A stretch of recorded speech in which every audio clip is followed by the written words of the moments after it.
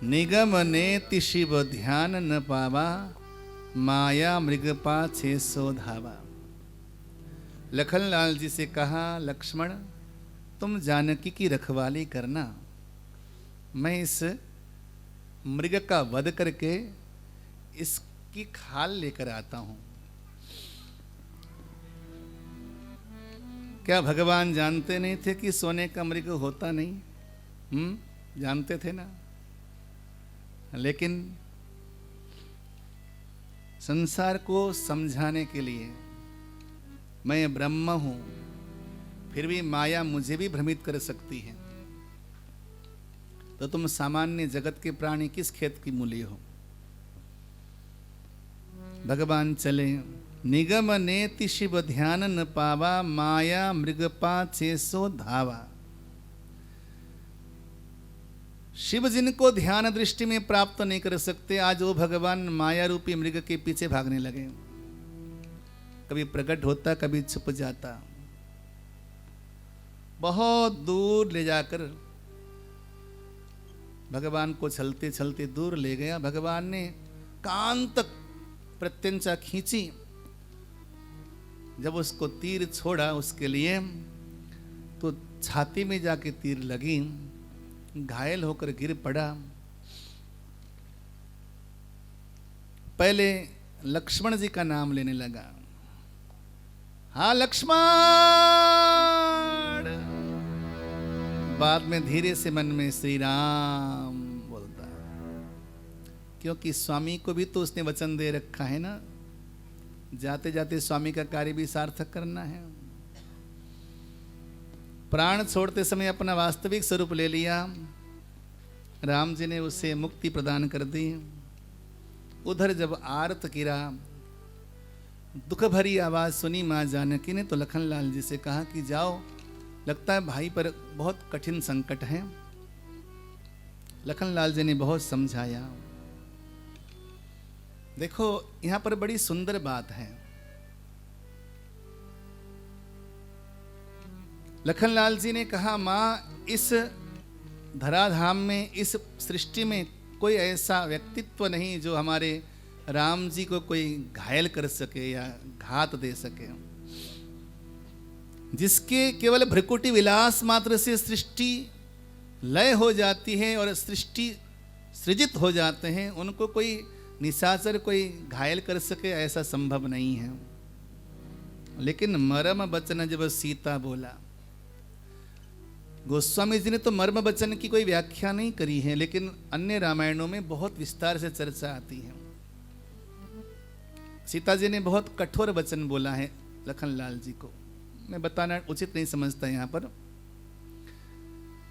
केवल 3 संकेत समझिए कि भगवान एक बार की गलती को क्षमा कर सकते हैं, द्वितीय बार की गलती को क्षमा कर सकते हैं, लेकिन बार बार की गलती अगर करोगे तो क्षमा नहीं कर सकते। पहली बात तो माया का कोई मृग, कोई सोने का मृग होता ही नहीं। सुवर्ण के मृग के पीछे राम जी को लगा दिया, एक अलग बात थी। लक्ष्मण जी ने कहा, लक्ष्मण जी संत हैं, गुरु हैं, सदगुरु हैं, कि भैया को कुछ हुआ नहीं, लेकिन वो मानी नहीं, हट पे पड़ी रही, लगी रही, और कठोर वचन बोल करके भेज दिया अपने देवर को। जाते जाते लखनलाल जी ने एक काम किया था, कुटिया के बाहर एक रेखा खींचा था, बोला था कि इस रेखा से बाहर मत आना। लखनलाल जी गए, जिधर से आवाज आ रही थी, ध्वनि आ रही थी, वही समय था रावण साधु का वेश बनाकर आया हुआ है। लखनलाल जी तो राम जी के पीछे हो लिए, जिधर से आवाज आ रही थी। रावण आया साधु के वेश में, भिक्षा याचना करी। सीता जी भिक्षा देना चाहती हैं, रावण बोलता है कि इस रेखा को पार करके आओ। सीता माता की यहां पे तीसरी गलती है। पहली गलती, कोई सुवर्ण का हिरण होता नहीं फिर भी पति से याचना करना। दूसरी गलती, ब्रह्मचारी और गुरुतुल्य देवर हैं, उनके प्रति दुर्भाव रखना, कठोर वचन बोलना। तीसरी गलती, चलो ठीक है, तुमने दो दो गलतियां कर डाली, वो क्षम्य था, लेकिन तीसरी गलती थी कि जब उन्होंने बोला कि रेखा पार नहीं करना, तो उस रेखा को पार नहीं करना चाहिए था। रावण ने कहा, सुंदरी अगर भिक्षा देना है तो रेखा पार करके बाहर आओ, नहीं तो श्राप दे डालूंगा, तुम्हारा गृहस्थ धर्म भंग हो जाएगा। दुनिया भर के डर दिखाकर, संसार में बहुत सारे भय होते हैं, लेकिन हमेशा एक बात याद रखना, निर्भय होकर अपने धर्म का पालन, अपनी मर्यादा का पालन करना, यही शिक्षा है रामायण से। लाख डर दिखाता रहा रावण, लेकिन तुम अगर अपने धर्म में टिके रहते तो हरण होता ही नहीं। लेकिन टिक नहीं पाई। सीता माता रेखा पार करके बाहर आती हैं, तब वहां पर रावण अपने वास्तविक वेश में आ जाता है और मां सीता को उठाकर ले जाकर पुष्पक विमान में बिठाता है। संत कहते हैं कि मां सीता को स्पर्श नहीं किया था रावण ने, क्योंकि कुबेर के पुत्रों का श्राप था, मां सीता को जबरदस्ती स्पर्श नहीं कर सकता था रावण। इसलिए उसने नाखूनों को बढ़ा करके धरती के साथ मां सीता को उठाकर पुष्पक विमान में बिठा दिया। स्पर्श नहीं किया सीता जी को। और वहां से क्रोधवंत तब रावण लीने सी रथ बैठाई, चला गगन पथ आतुर, भय रथ हाकि न जाए। आकाश मार्ग से जाने लगा। मां जानकी रोने लगी। और उसी संदर्भ में जाते जाते जटायु जी को जब ये आवाज सुनाई दी, रावण का प्रतिकार करने लगे।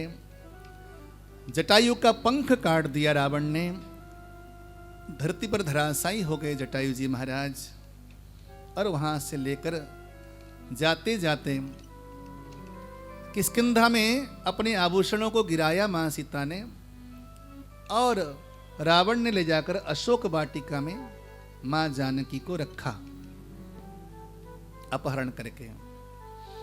इधर राम जी आए, जब देखा कि लखन मेरे पीछे पीछे आ रहा है, भैया तुम्हें मैंने कहा था कि सीता की रखवाली करना, लेकिन तुम यहाँ कैसे आए? सारा वृत्तांत बताया। कुटिया में जाकर देखा मां जानकी नहीं थी। अब वहां पर भगवान विलाप करने लगे। हे खग मृग हे मधुकर श्रेणी, तुम देखी सीता मृग नयनी, खंजन सुक कपूत मृग मीरा, मधुपनिकर कोकिला प्रवीणा। हर जगह पूछ रहे हैं, हे खग हे मृग, क्या तूने सीता को देखा?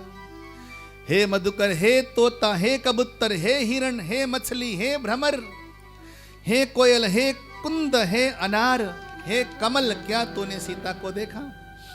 हे चंद्रमा, हे नागिन, क्या तूने सीता को देखा? हर जगह जगह वृक्षों से लताओं से लिपट लिपट कर भगवान पूछने लगे। विरहा अवस्था में भगवान जब जा रहे हैं वन में, तो वहां पर जटायु जी को देखा। सारा वृत्तांत मालूम हुआ कि रावण मां सीता को लेकर जा रहा है, गया है। जटायु जी को भगवान ने बहुत अनुग्रह किया, कहा कि जीवित रहो, मैं ठीक कर देता हूं। तो जटायु जी ने बड़ी सुंदर बात कही, जाकर नाम मरत मुख आवा, जाकर नाम मरत मुख आवा, अधम मुकुत होई श्रुति गावा, अधम मुकुत होई श्रुति गावा, सोम मलोचन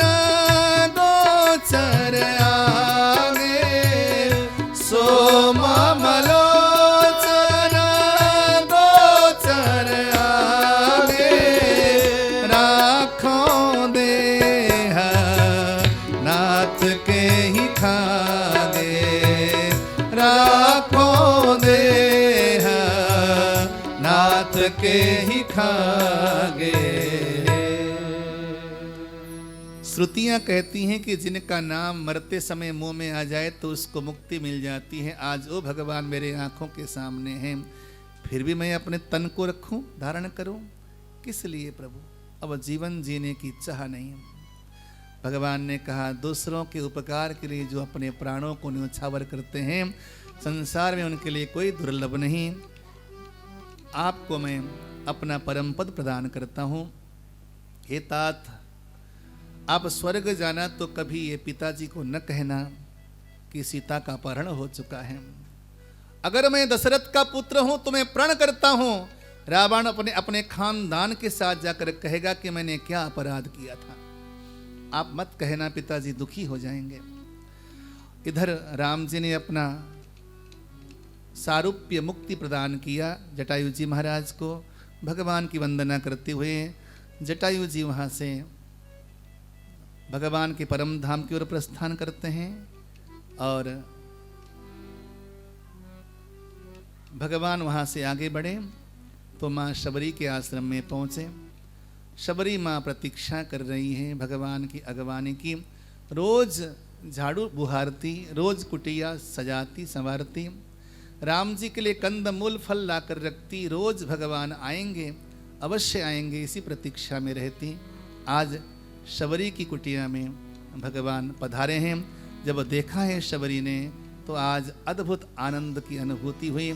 भगवान का स्वागत किया। शबरी ने भगवान के चरणों को धोया और खाने के लिए बेर का फल दिया।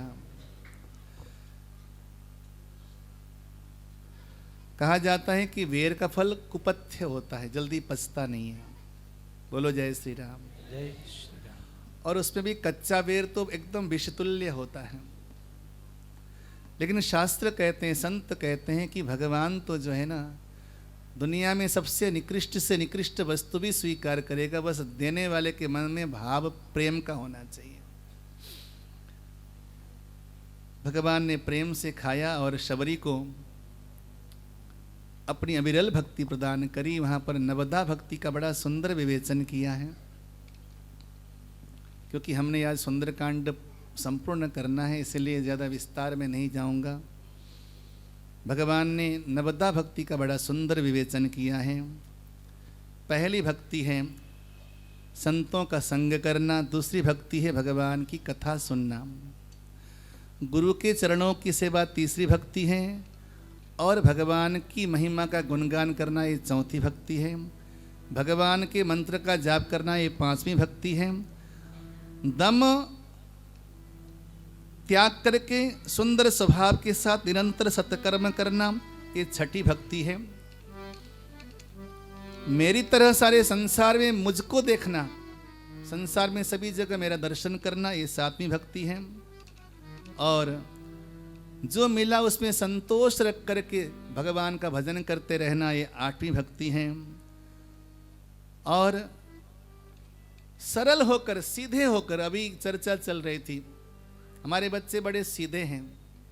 हमारे गुरुजी कहा करते थे सीधे बने रहो, टेढ़े होने का प्रयास मत करो। लोग कहते हैं महाराज जी सीधे पेड़ को हर कोई काटता है, टेढ़े को कोई काटता ही नहीं है। हमारे गुरुदेव महाराज कहा करते थे सीधा पेड़ कटता है तो जीवन में केवल एक ही बार कटता है। एक ही बार कटेगा, और कटेगा तो क्या होगा, या तो मंदिर की चौखट बन जाएगा या किसी घर की धुरी बन जाएगा, लेकिन सदियों के लिए दोबारा से वो पुनर्जीवन प्राप्त हो जाएगा। लेकिन कोई टेढ़ा पेड़ कटेगा तो क्या होगा, उसे काट काट कर टुकड़े टुकड़े कर देंगे और उसे ले जाकर भट्ठी में झोंक देंगे। सीधा पेड़ जीवन में एक बार कटता है, लेकिन टेढ़ा पेड़ जीवन में बार बार कटता है। इसलिए सीधे बने रहो। कटोगे, एक बार कटोगे, उसके बाद जीवंत हो जाओगे, टेंशन मत लेना। बोलो जय श्री राम। जय श्री राम। सरल होकर भगवान का भजन करना, मुझ पर भरोसा करना, ये नौवीं भक्ति है। और तुम्हारे भीतर तो 9 की 9 भक्तियां कुट कुट कर भरे हैं माँ। इसलिए मेरे दर्शन हो गए। मम दर्शन फल परम अनूपा, जीव पाव निज सहज स्वरूपा। मेरा दर्शन का फल ये होगा माँ कि जीव अपने सहज स्वभाव को प्राप्त कर जाता है। शबरी मैया को मुक्ति का मार्ग दिखाकर वहाँ से भगवान आगे बढ़े। शबरी मैया ने कहा था किष्किंधा जाइए, वहाँ जाकर आपको सुग्रीव जी मिलेंगे और माँ सीता का पता वो बताएंगे। नारद जी मिले रास्ते में। नारद जी को वहाँ पर भगवान ने वरदान दिया कि मेरा जो राम नाम है ये राम नाम अत्यंत प्रिय होगा। राम नाम सारे संसार के लोग बड़ी सरलता से गान करेंगे। सबसे सरल नाम है भगवान का राम नाम। और वहाँ राम नाम की महिमा बताने के बाद संतों का लक्षण बताया, संतों के लक्षण कैसे होते हैं, और स्कंद को विश्राम दिया गया। किष्किंधा कांड में भगवान प्रवेश करते हैं किष्किंधा में। ऋष्यमुख नाम के पर्वत में सुग्रीव जी रहते हैं। हनुमान जी महाराज पहली बार रामायण में प्रवेश कर रहे हैं। आइए जोरदार जयकारा लगा हनुमान जी महाराज का। बोलिए हनुमान जी महाराज की जय हो। हनुमान जी महाराज को सुग्रीव जी ने आज्ञा दी, हनुमान बटुक का रूप धारण करके जाओ। वो जो दो वनवासी नजर आ रहे हैं, दिखने में तपस्वी लगते हैं लेकिन कांधे पर धनुष बाण है, ये कौन है पता लगाओ। ऐसा न हो कि बाली ने मेरा वध करने के लिए भेजा हो। हनुमान जी महाराज ब्राह्मण का वेश लेकर, बटुक वेश लेकर जाते हैं और जाकर प्रणाम करके पूछते हैं, को तुम श्यामल गौर शरीरा, को तुम श्यामल गौर शरीरा, छतरी रूप फिरे हूँ वनवीरा, छतरी रूप फिरे हूँ वनवीरा, कठिन भूमि कोमल पदगामी, कठिन भूमि कोमल पदगामी, कवन हेतु विचरहूँ वन स्वामी, कवन हेतु विचरहूँ वन स्वामी, कवन हेतु विचरहूँ वन स्वामी। जग कारण तारण भव भंजन धरनी भार, कि तुम अखिल भुवन पति लीन मनुज अवतार। विप्रवेश में जाकर पूछा हनुमान जी महाराज ने, तो भगवान ने अपना परिचय दिया, भैया हम कौशलेश महाराजा दशरथ के पुत्र हैं, पिताजी की आज्ञा का पालन करते हुए वन में आए हैं। ये मेरा लघु भ्राता लक्ष्मण है, मेरा नाम राम है, साथ में हमारी गृहलक्ष्मी थी, निशाचर ने हरण कर लिया है, हम यहाँ उनको खोजते हुए वन में भ्रमण कर रहे हैं, भटक रहे हैं। जब ये सुनना था तो हनुमान जी महाराज ने राम जी के चरणों में जाके लिपट कर प्रणाम किया, वंदन किया और बार बार कारुण्य स्वभाव में क्रंदन करने लगे, रोने लगे। प्रभु मैंने आपको नहीं पहचाना, ये मेरा स्वभाव है, लेकिन भगवान ने भी मुझे नहीं पहचाना, ये कैसे हो सकता है। एक मैं मंद मोह बस कुटिल हृदय अज्ञान, कि पुनि प्रभु मोहि विसारे दीन बंधु भगवान। प्रभु निकट ही सुग्रीव जी रहते हैं, चलिए मैं आपको उनसे मिला देता हूँ। वहाँ से हनुमान जी महाराज अपने कंधे पे रखकर राम लक्ष्मण को सुग्रीव जी के पास ले आए, यहाँ लाकर मैत्री कराई। दोस्ती हो गई। मित्रता होने के बाद राम जी ने कहा कि जो मित्र अपने मित्र के दुख में दुखी न हो वो मित्र मित्र नहीं हो सकता। हे सुग्रीव, मैं वचन देता हूं, मैं बाली को एक ही बाण में मार डालूंगा। भगवान ने वचन दिया और वाली सुग्रीव परस्पर में लड़ने लगे। भगवान ने छुप कर बाली को मारा। मैं ज़्यादा विस्तार से नहीं जाऊंगा इसमें, केवल लोगों के मन में कुछ प्रश्न उठते हैं कि भगवान ने छुप कर क्यों मारा, केवल इसी बात पर बोलूंगा। मैं इस विषय में 4 दिन तक प्रवचन कर सकता हूं, केवल इसी विषय पर मेरे पास बहुत सामग्री है। लेकिन इतना सा कह देता हूं कि भगवान ने बाली को छुपकर मारा और ये बाली छुपकर मारने योग्य ही था। अक्सर इस दुनिया के जो धूर्त और पाखंडी पापी लोग हैं वो कहते हैं कि धर्म का नाश करना, धर्म के विरोध में जाना केवल हमारा कर्तव्य है, बाकी सब धर्म का पालन करें। सारी दुनिया धर्म नियम कानून का पालन करे, हम कानून का पालन न करें बस। ये बाली जैसे धूर्त लोग चाहते हैं। बाली को भी रामायण में अहंकारी कहा गया है। रामायण में बहुत सारे अहंकारियों का वध केवल राम कर सकते हैं या अहंकार को राम ही तोड़ सकते हैं। शिव धनुष अहंकार का प्रतीक था, राम जी ने तोड़ा। परशुराम जी अहंकार लेकर आए थे, भगवान ने तोड़ा। और बाली भी अहंकारी है। अहंकारी का एक स्वभाव होता है, वो चाहता है कि सारी दुनिया मेरे कदमों में झुके लेकिन मैं कहीं जाकर न झुकूं। बाली को एक वरदान मिला था, जो भी योद्धा सामने आएगा उसके आधे बल को खींच लेता था। अहंकारी का यही स्वभाव होता है, सामने वाले को कभी भी बढ़ता देख नहीं सकता, सामने वाले को समृद्ध नहीं देख सकता। यह अहंकारी का स्वभाव है। सामने वाले को निस्तेज करना अहंकारी की आदत है, कमजोर करना अहंकारी की आदत है। किसी प्रकार से ये कमजोर हो जावे सामने वाला, मेरे सामने बलवान न हो, मेरे बराबर का न हो, किसी को अपने बराबर नहीं बिठा सकता अहंकारी। ये बाली का स्वभाव था। भगवान ने छुपकर क्यों मारा? प्रत्यक्ष मार सकते थे। भगवान के बाणों में ऐसी शक्ति थी, बाली जैसे 1000 लोगों को एक बार संहार कर दें, ऐसा सामर्थ्य था राम जी के पास। लेकिन भगवान ने जगत को बताया, कोई पाखंडी, कोई पापी किसी की बहन बेटियों को छेड़े, उन पर किसी प्रकार का दुर्भाव रखें, वो पाप करें। ये बाली कौन था जिसने अपने छोटे भाई की पत्नी को जबरदस्ती हरण करके अपने हरम खाने में रखा हुआ था? रोमा को, सुग्रीव की पत्नी थी वो। ऐसा धूर्त, ऐसा पापी। बोले ऐसे पापी समाज में जहां भी मिले, राम जी का निर्देश है उसको मारो, चाहे कैसे मर्जी मारो, उसको जिंदा रहने का अधिकार समाज में नहीं होता। भगवान ने यहां पर खुला कहा, जगत को कहा, मैंने बाली को छुप कर मारा। तुम्हारे जीवन में हजारों बाली आ सकते हैं, लेकिन धर्म की रक्षा के लिए, अपने कुल खानदान की रक्षा के लिए ऐसे पापियों का वध होना चाहिए।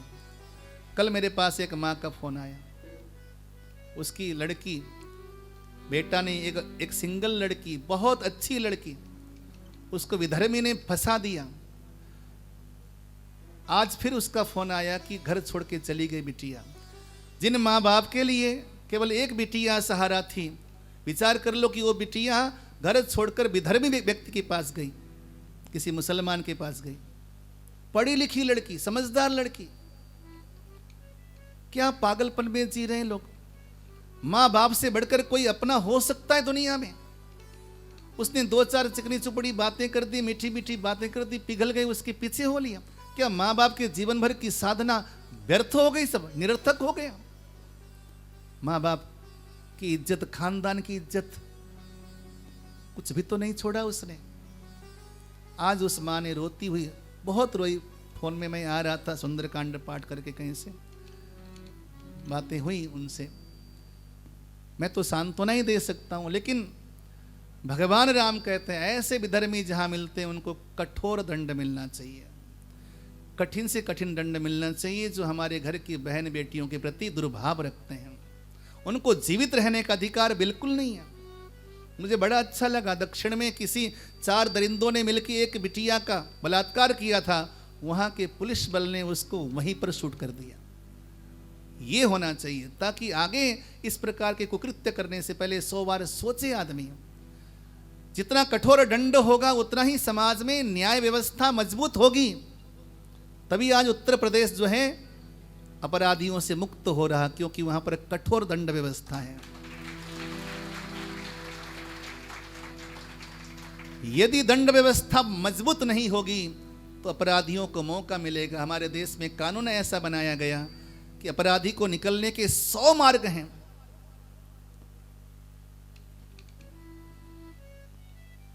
26 हत्या करने वाला व्यक्ति बेल में छूट जाता है। 26 हत्या करने वाला, उसके खिलाफ सारे सबूत हैं, लेकिन आसाराम बाबू को केवल एक बात पर कि उनका चरित्र हनन कर दिया। 75 साल के एक वृद्ध व्यक्ति पर चरित्र हनन का आरोप लगा करके आज तक उनको जेल में सड़ा के रखा हुआ। मैं कदापि उनका पक्षपाती नहीं हूं, लेकिन कानून सबके लिए बराबर होना चाहिए। हमारे देश में कानून को जिधर मर्जी उधर मरोड़ देते हैं अपराधी लोग, इसीलिए कानून सख्त होना चाहिए। राम जी ने सजग किया कि समाज में ऐसे लोग हों, उनको वहीं पर शूट कर दो। राम जी ने बाली को शूट किया है, क्योंकि ऐसे लोगों को जीवित रहने का अधिकार नहीं है। हाँ, जब बाली को मारा तो उस समय बड़े ताने मारे बाली ने। क्यों? तुम तो धर्म की रक्षा करने के लिए आए थे, तुमने मुझे छुपकर मारा, सामने आके नहीं मार सकते थे? कैसे तुम धर्म के रक्षक हो? राम जी बोले, ओ बाली, अब तुम मुझे धर्म की शिक्षा देगा? जिसने अपने सगे भाई की पत्नी, जो कि पुत्री तुल्य है, बेटी के बराबर होती है, अनुज बधु भगिनी सुत नारी, सुन 60 कन्या समये चारी। अरे धूर्त सुन ले, ये बेटी के बराबर होती हैं। जो अपनी बेटी के साथ ऐसा गंदा काम करे और वो मुझे धर्म का उपदेश दे, पापी। भगवान ने फटकार लगाई, तब उसकी जमीर जगी भीतर से। हाँ, मैं पापी था, लेकिन बाली भी तपस्वी था, क्योंकि भगवान के दर्शन होने के बाद तो इंसान के जन्मों के पाप ध्वस्त हो जाते हैं ना। मानो कि वो निष्पाप हो गया था। बोला कि अरे, जिनका एक बार राम लेने मात्र से प्राणी भवसागर से मुक्त हो जाता है, वो भगवान मेरे आंखों के सामने हैं, क्या मैं अब भी पापी हूं प्रभु? भगवान समझ गए अब ये निष्पाप हो चुका है। बाली, अब तू भीतर से शुद्ध हो चुका है, क्या मैं तुझे तेरा जीवन दान दे दूं? जीवन दान दे दूं तेरे को? बाली बोला, अब नहीं प्रभु। जन्म जन्म मुनि जतन कराही, अंतराम कहीं आवत नाही। जासु नाम बल शंकर कासी, देत सबही सम गतिया विनाशी। ममलोचन गोचर सोइया, बहुरी की प्रभु अस बनी बनावा। जिनका एक बार नाम लेने मात्र से भवसागर से उद्धार हो जाता है प्राणी, जिनका नाम लेकर काशी में भगवान शंकर दुनिया के लोगों को भवसागर से पार कर देते हैं, आज वो भगवान मेरे आंखों के सामने आए हैं। इससे बड़ा शुभ अवसर जीवन में दोबारा मिल सकता है? नहीं प्रभु, ये मेरा बेटा है अंगद। पुत्र भी, जो पुत्र होता है ना, पुत्र हमारी फोटोकॉपी होता है, इसलिए पुत्र को हमारा उद्धारक कहा जाता है। ये मेरा बेटा है, मेरा आत्मज है, आप इसे अपनी शरण में लीजिए। जो मैं आपकी सेवा न कर पाया, मेरा बेटा करेगा। ऐसा कहकर बाली को भगवान ने परम पद प्रदान किया, अंगद को भगवान ने स्वीकार किया और बाली की अंत्येष्टि की। उसकी पत्नी तारा को बहुत समझाया बुझाया और सुग्रीव जी को राज्याभिषेक दिया लखनलाल जी ने, और सुग्रीव जी राजा बने। जब राजा बने तो भगवान का काम भूल गए। वर्षा ऋतु और शरद ऋतु, 2 ऋतु ऐसे ही निकल गए भगवान की सेवा के बगैर। भगवान ने फिर लखनलाल जी से कहा कि लक्ष्मण जाओ, लगता है कि सुग्रीव भी हमारी बात भूल गए हैं। केवल उनको डर दिखा के आना, भय दिखा कर आना। इतना कह देना कि जिस तीर से राम जी ने बाली का वध किया था, वो तीर आज भी उनके तरकस में है। इतना सा उनको याद दिला देना बस। वो हमारे मित्र हैं। मित्र के प्रति भगवान जानते हैं क्या व्यवहार होना चाहिए। कई बार मित्र सही मार्ग में नहीं आता तो डरा करके, धमका करके भी सही दिशा में लगाना चाहिए। गए लखनलाल जी, लेकिन हनुमान जी महाराज आगे आए। हनुमान जी महाराज की बड़ी अच्छी भूमिका है और हनुमान जी महाराज ने लखनलाल जी को सांत्वना दी और चुपके से जाकर सुग्रीव से कहा कि राम जी का कार्य करो, नहीं तो तुम्हारा भला नहीं है। तो कुछ गुप्तचरों के द्वारा चारों ओर दिग्दिगंत में वानर वीरों को भेजने की तैयारी हो गई और भगवान की शरण में सुग्रीव जी चले तारा को लेकर। और भगवान की शरण में आकर भगवान से कहा, प्रभु मैं तो जीव हूँ, अपराधी हूँ, विषयों में लिप्त हूँ, मैं क्या जानूँ प्रभु आपकी महिमा को। पर हाँ, अब मैं सजग हो गया हूँ, अवश्यमेव मैं सेवा में लगूंगा। तो भगवत सेवा में संलग्न हो गए। दिग्दिगंत वानर वीरों को भेजा गया।